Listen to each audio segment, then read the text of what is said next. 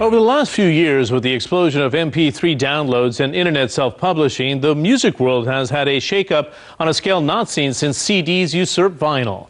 Sites like iTunes sell tracks in their millions, and MySpace helps young, unsigned artists get noticed. Now a new website is bringing the two worlds together and is using some very clever software in which to deliver. It's boom time for digital music. MP3s may only have been around for a few years, but their impact has been phenomenal. In its first weekend of operation alone, iTunes sold 1 million tracks and has since gone from strength to strength. Sales are big, yeah. iTunes has published sales of over 2.5 billion tracks sold since their launch in March of 2003.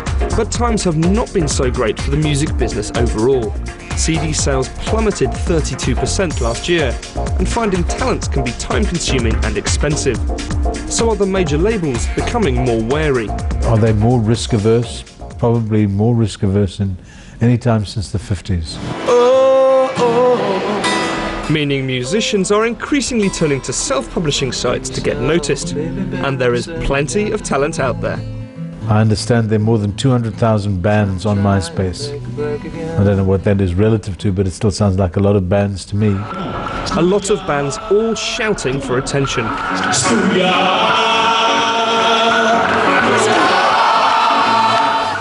In theory, with self-publishing, it should be easier than ever for musicians to get out there.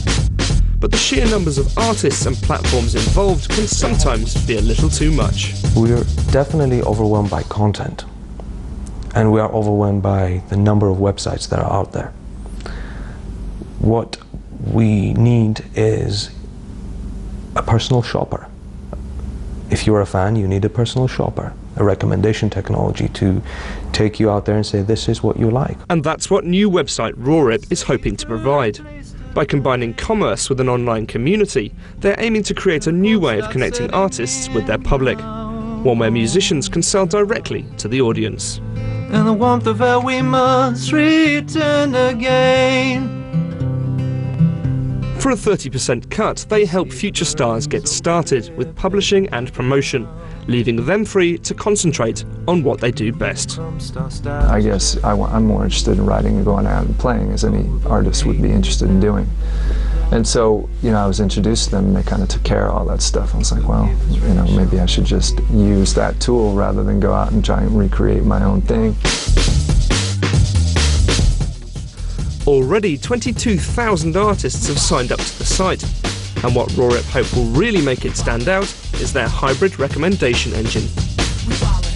The recommendation engine that we have takes the artist's songs and understands the song through breaking it down into features automatically and discovering fans within our ecosystem who are likely and potentially loyal.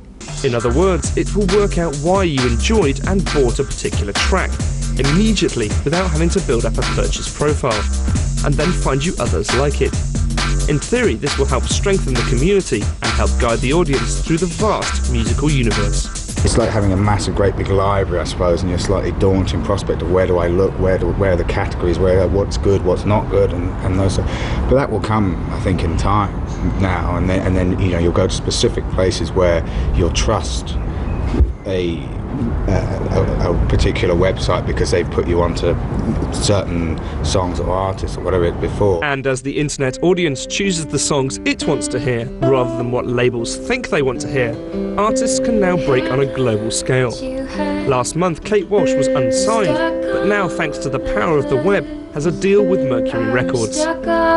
There's people in Brazil listening to my music, there's people in Japan, people in South Africa, that I just wouldn't have been able to reach. The response was just incredible. It's just happened in the last couple of months. It's just blown up. We had no idea this was going to happen. Very happy though. With a record deal and a #1 iTunes spot already under her belt, she has every right to be.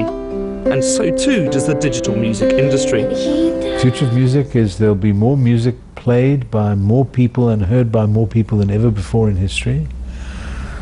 The key to music is how you are able to get access in as quick a way as possible to what you want. And with more sites like RawRip rising to the challenge, the future of music sounds very good indeed. But he is so pretty to me.